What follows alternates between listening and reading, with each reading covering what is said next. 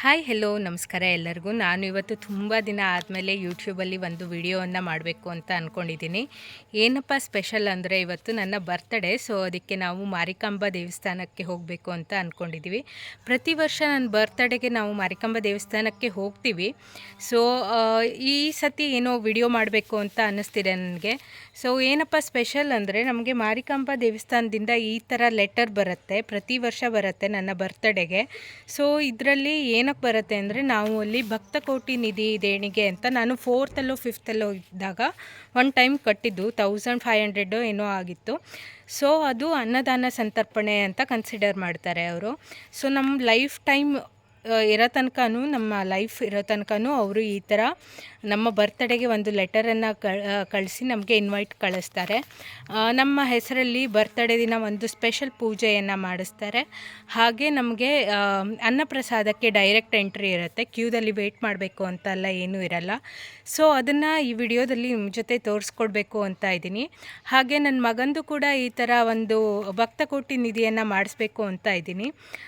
ನಾನು ಮಾಡಿಸಿ ತುಂಬ ವರ್ಷಗಳೇ ಆಗಿದ್ದರಿಂದ ಈಗ ಏನಾದರೂ ಅಪ್ಡೇಟ್ಸ್ ಆಗಿರ್ಬೋದು, ಹಾಗೆ ಅಮೌಂಟಲ್ಲೂ ಕೂಡ ಏನಾದರೂ ರಿವಿಷನ್ ಆಗಿರ್ಬೋದು. ನಾನು ಮಾಡಿಸಿದಾಗ 1500 ಏನೋ ಇತ್ತು. ಸೊ ಈಗ ಏನೇನು ಅಪ್ಡೇಟ್ಸ್ ಆಗಿದೆ ಅದನ್ನು ಕೂಡ ಈ ವಿಡಿಯೋದಲ್ಲಿ ಶೇರ್ ಮಾಡ್ತೀನಿ.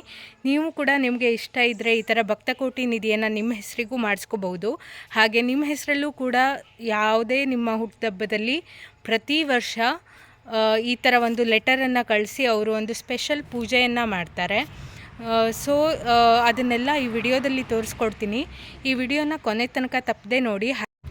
ದೇವಸ್ಥಾನದ ಎಂಟ್ರಿ ಪಾಯಿಂಟಲ್ಲೇ ಈ ಥರ ಕೈಕಾಲು ಮುಖ ತೊಳೆಯೋಕ್ಕೆ ಅಂತ ಜಾಗವನ್ನು ಮಾಡಿದರು. ಸೊ ಇಲ್ಲಿ ಕೈಕಾಲು ಮುಖವನ್ನು ತೊಳೆದು ನಾವು ಒಳಗಡೆ ಎಂಟ್ರಿ ಕೊಟ್ವಿ.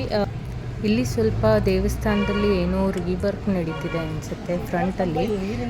ಈಗ ಸ್ವಲ್ಪ ಎಂಟ್ರೆನ್ಸ್ ಸ್ವಲ್ಪ ಚೇಂಜ್ ಆಗಿದೆ. ಅಂದರೆ ಕೈಕಾಲು ಮುಖ ತೊಳೆಯೋ ಸ್ಥಳ ಫಸ್ಟು ಲೆಫ್ಟ್ ಸೈಡಲ್ಲಿ ಇತ್ತು, ಈಗ ರೈಟ್ ಸೈಡಲ್ಲಿ ಬಂದಿದೆ. ಹಾಗೆ ಸ್ವಲ್ಪ ಪೇಂಟಿಂಗ್ ಎಲ್ಲ ಏನೋ ಹೊಸದಾಗಿ ಕಾಣಿಸ್ತಾ ಇತ್ತು. ಈ ಥರ ಎಲ್ಲ ಆದಮೇಲೆ ನಾನು ಫಸ್ಟ್ ಟೈಮ್ ಬರ್ತಿರೋದು. ಸೊ ಈಗ ನಾವು ಇಲ್ಲಿ ಭಕ್ತ ಕೋಟಿ ವಿಭಾಗದಲ್ಲಿ ಹೋಗಿ ವಿಚಾರಣೆ ಮಾಡಬೇಕು. ಇಲ್ಲಿ ಎಲ್ಲ ವಿಚಾರಣೆ ಆದಮೇಲೆ ನನ್ನ ಮಗನ ಹೆಸರಲ್ಲಿ ಕೂಡ ಒಂದು ಭಕ್ತ ಕೋಟಿ ದೇಣಿಗೆಯನ್ನು ಕೊಡಬೇಕು ಅಂತ ಡಿಸೈಡ್ ಮಾಡಿದ್ವಿ.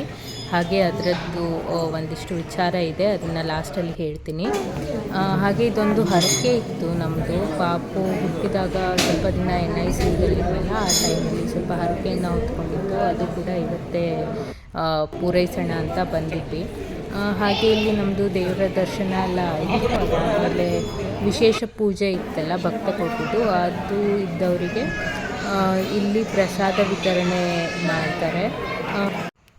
ಹೂ ಮತ್ತು ಕುಂಕುಮ ಪ್ರಸಾದದ ಜೊತೆಗೆ ನಮಗೆ ಹಣ್ಕಾಯಿ ಮಾಡಿಸಿದ ಕಾಯಿ ಕೊಡ್ತಾರೆ. ಸೊ ಕಾಯಿಯನ್ನು ನಾವು ಸಪ್ರೇಟಾಗಿ ತೊಗೊಂಡು ಹೋಗಬೇಕು ಅಂತ ಇಲ್ಲ, ಅವರೇ ಕೊಡ್ತಾರೆ. ಹಾಗೆ ಆ ಚೀಲವನ್ನು ಇಲ್ಲಿ ತೊಗೊಂಡು ಹೋಗಿ ತೋರಿಸಿದ್ರೆ ನಮಗೆ ಅಲ್ಲಿ ಕ್ಯೂ ಇದೆಲ್ಲ, ಅದ್ರ ಬದಲು ಡೈರೆಕ್ಟ್ ಇರುತ್ತೆ. ಸೊ ಅದಾದಮೇಲೆ ಅನ್ನಪ್ರಸಾದವನ್ನು ಸ್ವೀಕರಿಸಿ ಮತ್ತೆ ಒಂದು ದೇವಸ್ಥಾನವನ್ನು ಸುತ್ತಿರುಗಿ ಕೋಣವನ್ನು ಮಾತಾಡಿಸ್ಕೊಂಡು ಹಾಗೆ ಮನೆ ಕಡೆ ಹೊರಟಿದ್ದಾಯಿತು. ನಾನು ಇಲ್ಲಿ ಈಗ ಹೇಳ್ತೀನಿ ಭಕ್ತ ಕೋಟಿಗೆ ಏನೇನು ಅಪ್ಡೇಟ್ಸ್ ಆಗಿದೆ, ನಾವು ಅಂತ ನೋಡಿ. ಇದು ನೋಡಿ, ನಾವು ಭಕ್ತ ಕೋಟಿ ನನ್ನ ಮಗನ ಹೆಸರಲ್ಲಿ ಮಾಡಿಸಿದ್ದಕ್ಕೆ ಇದೊಂದು ಮಾರಿಕಾಂಬಾ ದೇವಿಯ ಫೋಟೋ, ಹಾಗೆ ಒಂದು ಪ್ರಸಾದ, ಹಾಗೆ ಪಾವತಿನ ಕೊಟ್ಟಿದ್ದರು.